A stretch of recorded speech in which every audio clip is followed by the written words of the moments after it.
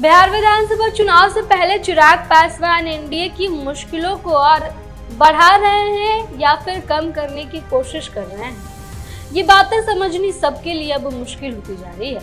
बता दें आपको कि चिराग पासवान ने 2020 में एनडीए से अलग हटकर चुनाव लड़ा था। चिराग पासवान ने बिहार विधानसभा की कई सीटों पर अपने कैंडिडेट्स उतारे थे। उसका नतीजा ये हुआ कि चिराग पासवान को जीत केवल एक सीट पर मिली, लेकिन बाकी सब जगह पर जो कैंडिडेट्स उन्होंने उतारे थे, इसकी वजह से नीतीश कुमार की पार्टी को भारी नुकसान झेलना पड़ा था। अब एक बार फिर चिराग पासवान ने एक बड़ा फैसला लिया है।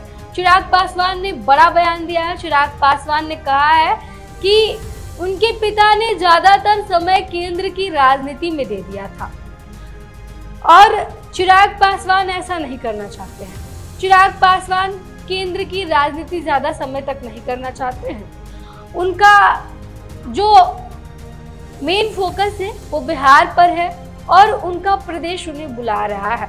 चिराग पासवान पटना की राजनीति में सक्रिय होना चाहते हैं। चिराग पासवान कह रहे हैं कि वो राजधानी में ज्यादा एक्टिव होंगे और पूरे बिहार भर में अब उनकी सक्रियता देखी जाएगी। उनकी फर्स्ट प्रायोरिटी जो है वो बिहार फर्स्ट, बिहारी फर्स्ट है। ऐसे में चिराग पासवान के इस बयान से अब अटकलें तेज लग चुकी है कि क्या चिराग पासवान मोदी कैबिनेट छोड़ने वाले हैं। बता दें आपको कि मोदी कैबिनेट के मंत्री हैं चिराग पासवान, केंद्रीय मंत्री के पद पर अभी काम कर रहे हैं। ऐसे में चिराग पासवान का ये बयान एनडीए को झटका देने लायक है।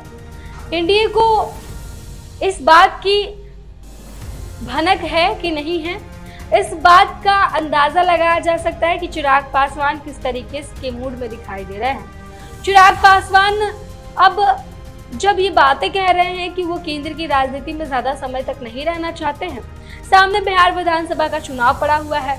ऐसे में चिराग पासवान का ये बयान आना कि वो प्रदेश की राजनीति में एक्टिव होना चाहते हैं, वो बिहार में एक्टिव होना चाहते हैं। बिहार विधानसभा चुनाव से पहले चिराग पासवान क्या बिहार में अपने आप को मुख्यमंत्री के रूप में स्थापित करने की कोशिश कर रहे हैं। मुख्यमंत्री का चेहरा एनडीए की तरफ से नीतीश कुमार को घोषित कर दिया गया है। लिहाजा चिराग पासवान अगर एनडीए में रहते हुए बिहार की राजनीति में एक्टिव होते हैं तो कहीं ना कहीं इसका फायदा नीतीश कुमार को पहुंचेगा, क्योंकि एनडीए की तरफ से नीतीश कुमार को अपना नेता बना दिया गया है। ऐसे में चिराग पासवान बिहार की राजनीति में अगर एक्टिव होते हैं केंद्र की राजनीति छोड़ करके, तो कहीं ना कहीं चिराग पासवान एनडीए को फायदा पहुंचाएंगे। लेकिन अगर चिराग पासवान अपना अलग 2020 वाला रूप दिखाने की कोशिश करेंगे तो एनडीए को इसका भारी नुकसान झेलना पड़ जाएगा, क्योंकि सामने तेजस्वी यादव भी लगातार एनडीए को नुकसान पहुंचाने के मूड में दिखाई दे रहे हैं। चिराग पासवान अब अगर एनडीए से अलग होंगे तो एनडीए को इसका नुकसान साफ तौर पर झेलना पड़ेगा। बहरहाल बता दें आपको कि चिराग पासवान एनडीए का हिस्सा है। उन्होंने कहा है कि वो बिहार की राजनीति में एक्टिव होना चाहते हैं। क्या चिराग केंद्र की राजनीति छोड़कर बिहार की राजनीति में एक्टिव होंगे या फिर केंद्र में रहते हुए चिराग पासवान बिहार में एनडीए को फायदा पहुंचाएंगे? चिराग पासवान लगातार अपनी मांगों को लेकर एनडीए में अड़े दिखाई देते हैं। कई बार एनडीए को उनकी मांगों के सामने झुकना पड़ता है। चिराग पासवान को लेकर के अब बीजेपी की तरफ से इस बात पर प्रतिक्रिया जाहिर की गई है। बता दें आपको कि बीजेपी के प्रवक्ता प्रभाकर मिश्रा ने चिराग पासवान के इस बयान को लेकर अपनी प्रतिक्रिया दी है। इस बयान को लेकर उन्होंने कहा है कि चिराग पासवान के पिता केंद्र में राजनीति करते हुए भी बिहार के बारे में उन्होंने काफी कुछ किया है। बिहार के बारे में वो बहुत सोचा करते थे।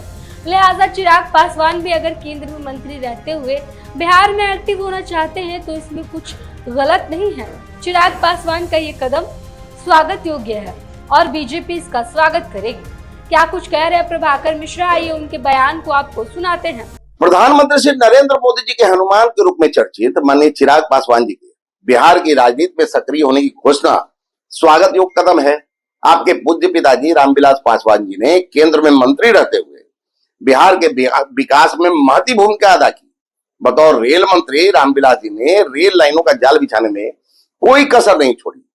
चिराग जी भी जिस किसी पद पर रहे, अपने पिताश्री के पहू का अनुसरण किया। एनडीए की केंद्र सरकार द्वारा दलित समाज के विकास के निर्णयों को इस वर्ग के बीच में पहुंचाने में आप पीछे नहीं रहे। अब राज्य की राजनीति में एक्टिव होने के उनके कथन से इस साल होने वाली विधानसभा चुनाव में एनडीए को दलितों के व्यापक समर्थन मिलने के आसार और भी मजबूत हुए हैं। केंद्र सरकार की नीति और उनके दलितों के हित में किए गए फैसलों को लेकर चिराग जी का यह स्वागत योग्य कदम है। तो ये थे बीजेपी के प्रवक्ता प्रभाकर मिश्रा। बता दें आपको कि चिराग पासवान के बयान के बाद बिहार में सियासी उथल पुथल होने की उम्मीद दिखाई दे रही थी, जिसको रोकते हुए बीजेपी के नेता की तरफ से ये बयान आया है। लेकिन अगर चिराग पासवान का मतलब ये कहने का मतलब ये है कि अगर वो बिहार में अपने आप को मुख्यमंत्री के चेहरे के तौर पर स्थापित करना चाहते हैं तो कहीं ना कहीं इसका सबसे बड़ा नुकसान बीजेपी को झेलना पड़ेगा और मुख्यमंत्री नीतीश कुमार को फिर से झेलना पड़ेगा। 2020 में नीतीश कुमार की पार्टी को चिराग पासवान के चुनाव लड़ने की वजह से 1 नंबर के स्थान से सीधे तीसरे नंबर पर आना पड़ा था। अब एक बार फिर जब तीसरे नंबर की पार्टी बन गई है जेडीयू और चिराग पासवान मुख्यमंत्री का चेहरा खुद को दिखा रहे हैं। बता दें आपको कि चिराग पासवान बड़ा नुकसान पहुंचा सकते हैं। चिराग पासवान लोकसभा चुनाव में उनकी लोकप्रियता देखते बन रही थी। प्रधानमंत्री नरेंद्र मोदी की सभाओं से भी ज्यादा भीड़ चिराग पासवान के सभाओं में लग रही थी। बता दें आपको कि चिराग पासवान जहां भी जाते हैं वहां भीड़ अपने आप इकट्ठा हो जाती है। ऐसे में चिराग पासवान की लोकप्रियता बिहार में नीतीश कुमार के लिए बढ़ती हुई एक खतरा का घंटी है।